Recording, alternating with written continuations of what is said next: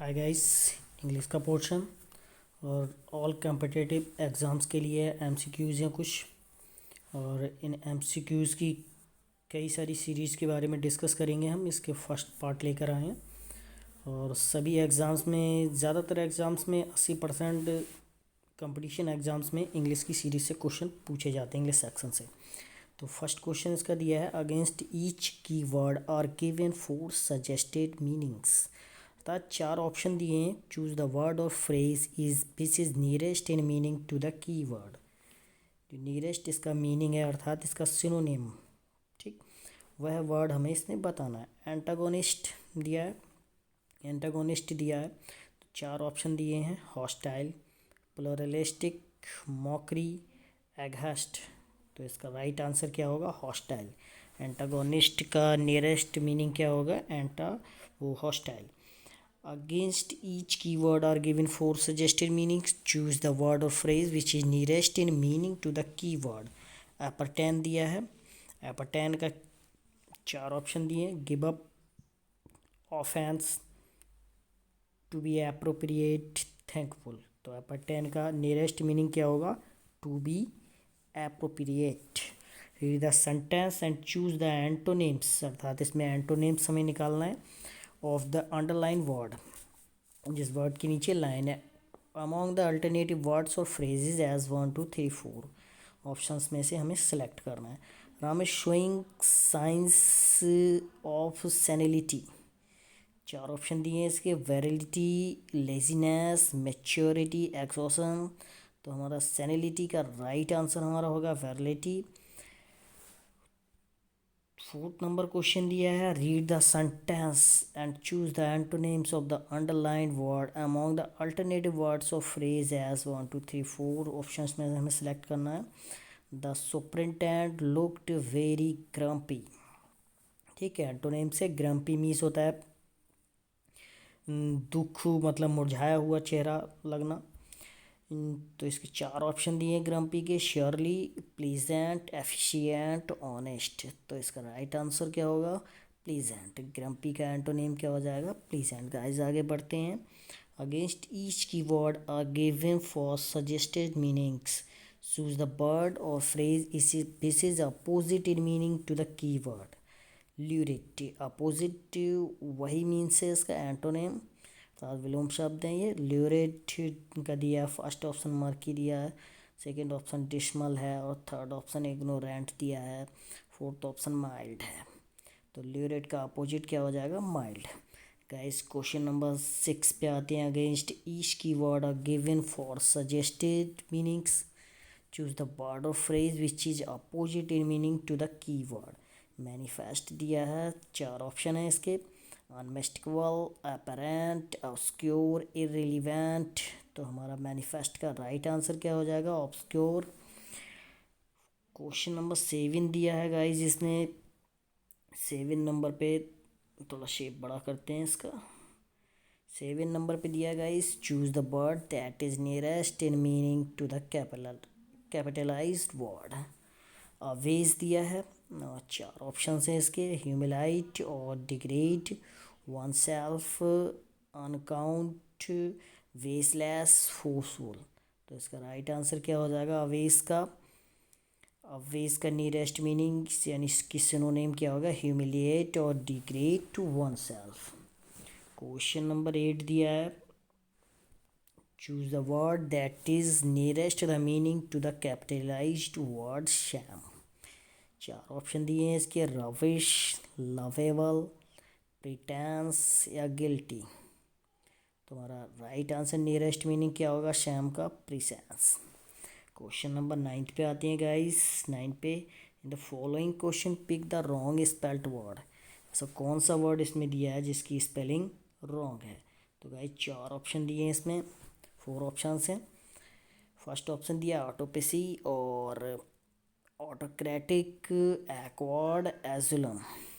तो एक्वार्ड हमारा right answer हो जाएगा। इसके मिस स्पेल्ड दिया है, ये रॉन्ग वर्ड है। In the following question pick the wrong spelled word. Abnormity दिया है, एवरिशन दिया है, एब्सटेंशन है, एब्सटिनेंट है। तो राइट आंसर हमारा क्या होगा? एब्सटिनेंट। ये रॉन्ग स्पेल्ड वर्ड है। 11 से 15 तक गाइस दिया है, पैरा है, डायरेक्शंस क्वेश्चंस नंबर 11 से 15, read the passage and give your response based on the passage. Drug addicts in some countries from small groups the customs of which may be unknown to outsiders, they often speak a language that is so full of expressions and words created by themselves, and their speech has become unintelligible to those that are not living or in some way associated with them. It is amazing to find that to understand some of today's so called pop music, one requires some acquaintance with the peculiar language of those enslaved in drugs. A great part of the vocabulary is international, with a preponderance of American terms or corruptions of these. This makes it easy for those in search of drug in a country not their own to communicate with those that have some to dispose of. First question दिया गया is be learn from the passage that, four option हैं इसके। All pop singers like drugs, many pop musicians often use the code language of drug addicts. Third option दिया pop music is understood by drug users only. Fourth option है all drug users compose music. तो we learn from the passage that, हम इस passage से क्या सीखते हैं, many pop musicians often use the code language of drug addicts, ये इसका राइट आंसर हो जाएगा गाइज। क्वेश्चन नंबर 12 पे आते हैं। The drug users speech is intelligible to other weak cows. Four option है इसके। It is incoherent, the use of drugs has affected their pronunciation. और थर्ड ऑप्शन इसका दिया their language has peculiar words and expressions. Fourth option they communicate only among themselves. तो right answer हमारा क्या हो जाएगा, the drug user speech is intelligible to other because their language has peculiar words and expressions. 13 question दिया drug addicts, first option इसका दिया get easily assimilated in the society in which they live। Second option है इसका have their own culture. Third option दिया initiate American culture. Fourth option are cultural American culture. तो drug addicts दिया है, इसका right answer होगा have their own culture. 14 question पे आते हैं guys. The international nature of their vocabulary helps drug addicts to buy drugs from one another with ease. Second option get to know one another better. Third option pass of Americans. Fourth option दिया conceal their nationalities.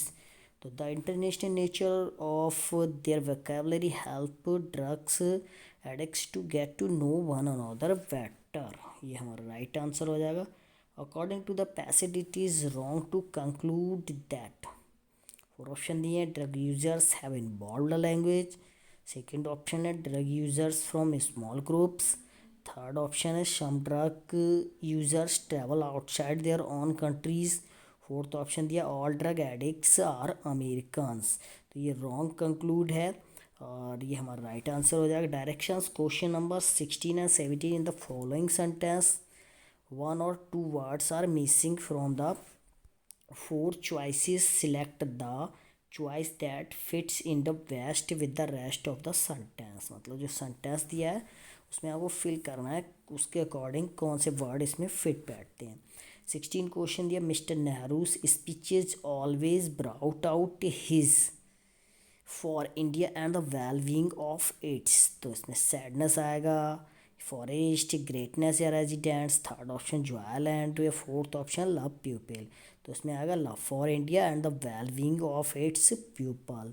17 question man with great and knowledge are usually very polite and wisdom या humble आएगा। Ambition observe, wealth या cruel, फॉरसेट sad. तो इसमें आएगा wisdom.